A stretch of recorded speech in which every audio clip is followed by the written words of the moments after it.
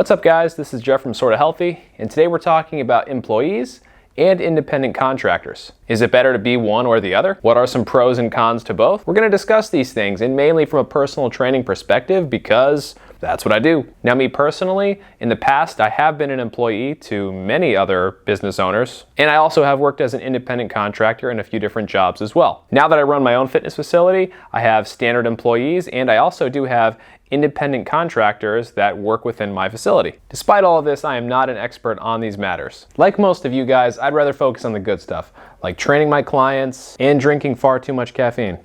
Cheers. But this stuff really is very important, and if people like me and you don't really know too much about it, at some point or another, we're likely to get taken advantage of or screwed out of some very serious money. So yeah, let's make sure we have a clear distinction in our head between what an employee should be and what an independent contractor should be as well. Because I'm not an accountant or a CPA, I had to do a pretty good amount of research and fact checking to make this video happen. And if you guys appreciate that, then I hope you would be so kind as to smash the like button and subscribe to the channel if you haven't done so already. This allows the YouTube channel to grow and allows me to keep making videos like this one to help you guys out. Please and thank you. All right, so let's start off by talking about employees. What should I expect as an employee? A standard employee is also known as a W-2 worker. If you are an employee at a business, you are required to receive at least minimum wage. You're also required to receive overtime pay when it's applicable. You're also likely to get health insurance coverage. Since employers with 50 or more employees are required to provide health insurance to 95% of their full-time employees unless they want to pay a penalty to the IRS. Employees can also receive contributions or matches to retirement plans that are oftentimes provided by their employers. This, however, is not always required. If you're an employee, you are responsible for paying some taxes, just like everybody else. You have to pay state and federal income tax unless you live in a state that doesn't have income tax. You also have to pay into Social Security and Medicare as well. If you're an employee, you're responsible for paying 7.65% of your net income to the government. This covers the cost of your Social Security and your Medicare taxes. Remember back when you got your first paycheck and it was like way smaller than you figured it was going to be? Yeah, those taxes can be a real bitch. There are other things that employers can offer to their employees, like paid vacation, sick days, yearly raises, the list goes on really. But I don't want to focus on these things too much because they do depend on what you do for a living and where you do it. So in recap, the main benefits to being an employee are: you'll be paid at least minimum wage, you'll be paid overtime when it's applicable, in most cases you'll have some sort of health insurance coverage if you work full-time, then there's a whole bunch of other possible benefits too, such as sick days and retirement plan matches. Also, 7.65% of your income will be going towards Social Security and Medicare taxes. Now that last part doesn't sound all that beneficial. Why would me paying 7.65% of my pay to the government be beneficial? Well, in discussing that, let's move on to talking about independent contractor work. If you ever plan on starting up your own business, you will be self-employed or an independent contractor. An independent contractor is also referred to as a 1099. If you're an independent contractor, that's 7.65% that you had to pay to the government before, yeah, it gets doubled now. Now you owe 15.3% of your net income to the government for Social Security and Medicare. As an employee, your employer did cover half of it for you before, but hey man, now it's all on you. Also, all the other good stuff that was provided for you before, possible overtime, sick days, vacation days, etc. Yeah, they're all gone too. So then what's the benefit to being self-employed? Freedom. They may take our lives, but they'll never take our freedom!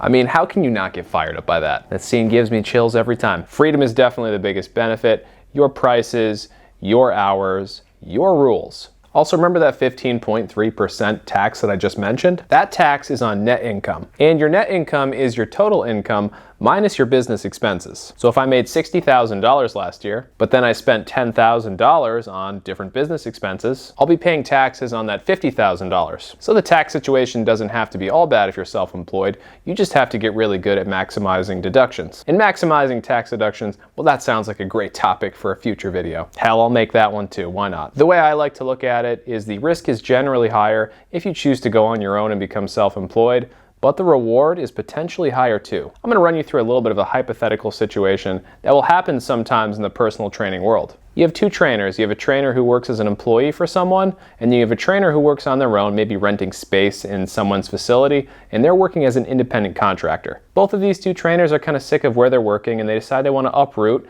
and move to somewhere else, maybe close by. The employee is probably going to have to start from scratch because those technically aren't the employee's clients. Those clients belong to the facility that you're employed at. For the independent contractor, however, those are your clients. You can go wherever. Obviously, if you go somewhere kind of far away, a lot of your clients probably aren't going to follow you, and that's a whole different problem. But again, your rules, your clients, you can do whatever you want. If you're an employee personal trainer somewhere, you're very likely to sign a non-compete agreement. And even though sometimes those agreements don't really hold up in court all that much, sometimes they do. So not only would it be unethical for you to steal clients from a facility that you're working at as an employee, but you might end up with a lawsuit as well. If you're working as an independent contractor, personal trainer, and you're just renting space in a facility, then there's really no non-compete that could actually legally bind you. At least not in the United States as far as I've seen. So yeah, obviously if you're looking to start up your own business, the only way to do it is to work as an independent contractor and do your own thing. If you want to scale things up and hire other trainers to train your clients for you, sure, you can do that too.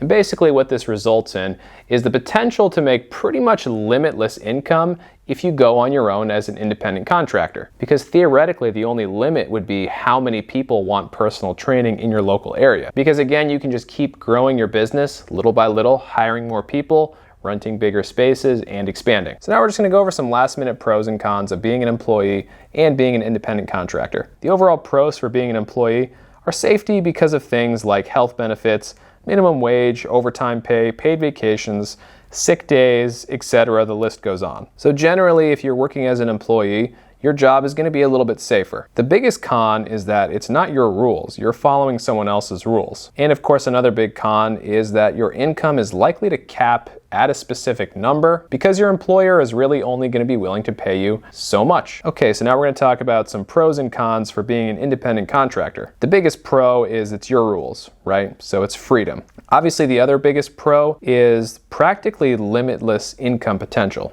You're no longer capped by an hourly wage or a salary. For cons, I'm also going to write down your rules here because sometimes, honestly, it's hard to stick to your own rules too. I've had to learn this one the hard way. Another con is possibly higher taxes. I've certainly ended up paying far more in taxes working for myself than I did when I was working for someone else. And that's partially because I'm making more money, but it's also just partially because you do pay more taxes for certain things. And then another con, it's all on you. There is certainly more pressure on you because it's your business. And at the end of the day, if it succeeds or fails, it's all on you, man. And that's all we have for today. So hopefully you guys enjoyed that and found it useful. Honestly, guys, these kind of things are still almost even a little bit outside of my comfort zone, even though I employ people and have independent contractors that work within my facility. I don't know, I just kind of feel like a fish out of water when dealing with some of this stuff. And that's why I hire an accountant to do my taxes and to answer any questions that I may or may not have on these issues. So if you're going to become an independent contractor,